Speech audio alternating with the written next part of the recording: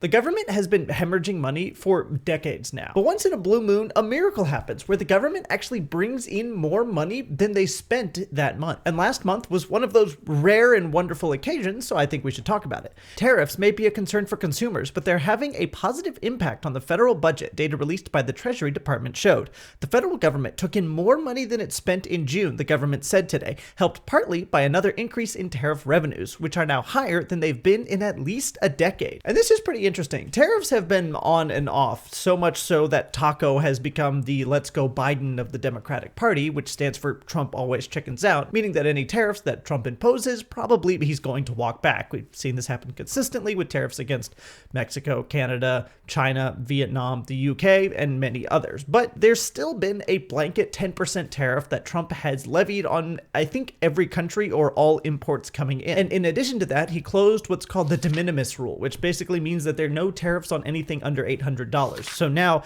there are 10% tariffs on all imports, even if they're under $800. And this has been raising money and contributed to the fact that the government actually turned a surplus last month. The article gives us some more details. The US collected $26.6 billion in tariff revenue last month, more than 4 times the $6.3 billion it collected in June of 2024. June's receipts are also up from $22.2 billion in May, following a surge in tariff collections in April as President Donald Trump's tariffs began to take hold.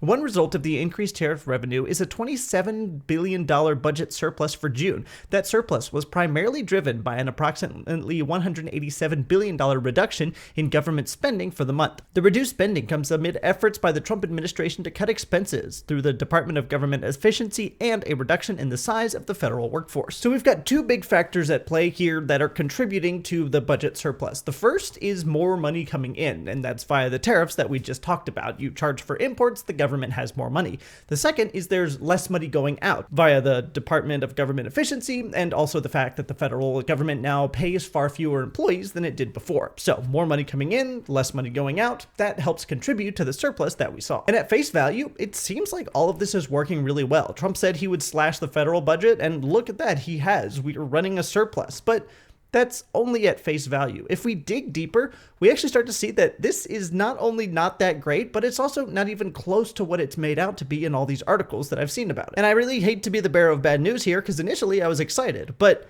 the more I look into it, the more that this is not only a nothing burger of a story, but basically just these media sites trying to spin something out of nothing so that they can get your engagement, clicks, and therefore your money. The first thing we have to talk about is the fact that the government actually posts a lot of surpluses. This is not particularly new or exciting. We can come over here, and this is the Treasury Department. They record every surplus and the receipts and the outlays, and specifically what we're going to be looking at from here is the deficit or surplus, or the amount of money brought in, and this is from every year, or every month from 1980 onwards. So we're going to come down here to the most recent year, and here we see in June of 2025, we see that negative $27 billion means that they had a surplus.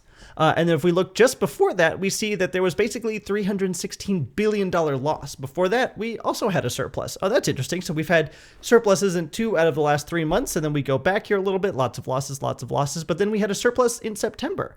Then we had a lot of losses, and then we had another surplus here in April of last year. So the surplus is not particularly out of ordinary. We have at least 1 per year, sometimes as many as 2, maybe even 3 surpluses in a single year. The fact that we managed to pull it off in June by a tiny amount is really actually not anything to write home about. I've seen people going on Twitter and saying that, look at this means that Trump's new tariff policy and everything he's talked about that he's going to do, he actually ended up doing. But it's kind of not any of that, especially when you consider, look how much we're losing. We lost $316 billion just the month before. A gain of $27 billion doesn't even begin to offset that. April, we gained $258 billion, but that's tax season. Of course we gained money. And then 1, 2, 3, 4, 5, 6 months in a row, we lost money. And then in September, yeah, we had another small surplus, but that was during 24. That wasn't even the Trump administration. That was under Biden. So we have basically 2 big issues here with highlighting this as some great accomplishment of the US government. The first is that the surplus is not even that interesting or unique or something to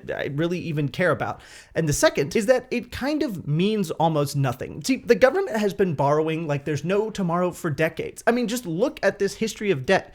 If we go to all chart There we go. And we get the graph here. Basically, to fund World War II is when we really started borrowing money. And then we did actually a pretty good job of not letting it get too far along. But then it really started to take off. And then as we had economic crashes, the 2001, we've got the dot-com bubble popping. And then we go up here to 2008. That's when the housing market started to crash. So the government bailed people out.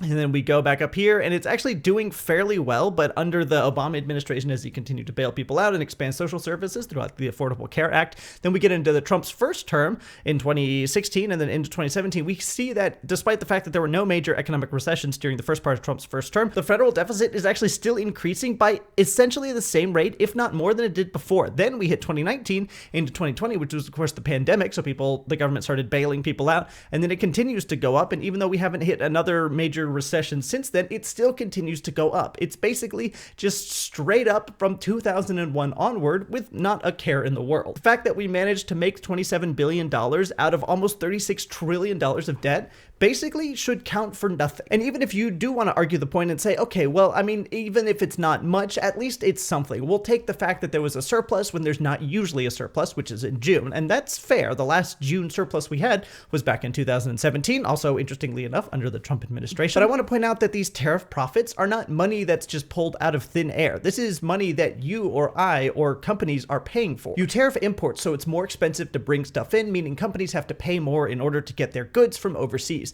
Then they have to sell it, and in order to maintain their profit, they raise their prices so that you, the customer, have to actually pay more. $27 billion in tariffs just means that we, the citizens, paid $27 billion more to the US government. The Tax Foundation talks more about this. When the US imposes tariffs on imports, which is exactly what Trump is doing, businesses in the United States directly pay import taxes to the US government on their purchases from abroad. This is not free money doing a good job of helping balance the federal budget. One, it's still absolutely not balanced, and Trump's big beautiful bill will continue to add that $3.4-ish trillion that's projected over the next 10 years. But the second is that it's not free at all. We're the ones paying for it. And if you're a citizen of the United States and are giving the government money, like, that's just taxes. This is just taxes with extra steps. Also, if you enjoyed this video, please give it a like. I'm a tiny channel and it really helps out. And all of this basically ignores one big glaring issue that most of the publications that I've looked at haven't really mentioned or have mentioned in like one small sentence or paragraph.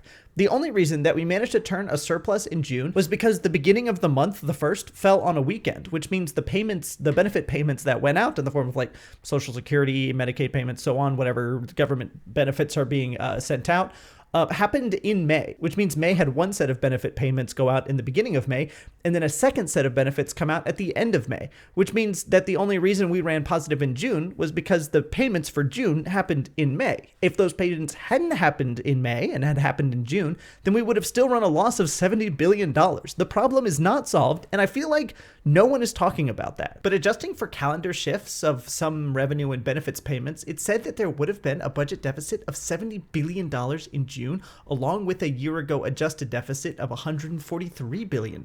You, like the government, probably have your payments go out once a month, your power bill, electric bill, gas bill, and so on. Now imagine in the month of May, you had to pay twice, once for May, and then you bumped forward your June payments to May. Well, in June, your budget would look great. It would look like you brought in way more money in June, but the only reason for that is because you didn't pay out very much in June. You paid it all out in May. This is essentially pure coincidence. This was not part of the plan. Nobody came up with this. This was not 5D chess somehow by the Trump administration. This is by pure happenstance that the weekend was the beginning of the month, so the payments had to be bumped to May. This is not a story of great success by the US government, pulling themselves up by their bootstraps and figuring it out. This is a story of publications like Investopedia pushing nothing burgers of situations, purely for the sake of getting your clicks and making you think that something is happening that isn't happening. They didn't do any research, and they left out lots of relevant details and context that would have made you realize that this story is not really something worth telling. And this is not the first time they've done this. Forever ago, what is this? On April 2nd of 2024, I actually criticized them for this exact thing. They put out an article called "The American Dream Now Costs $3.4 Million."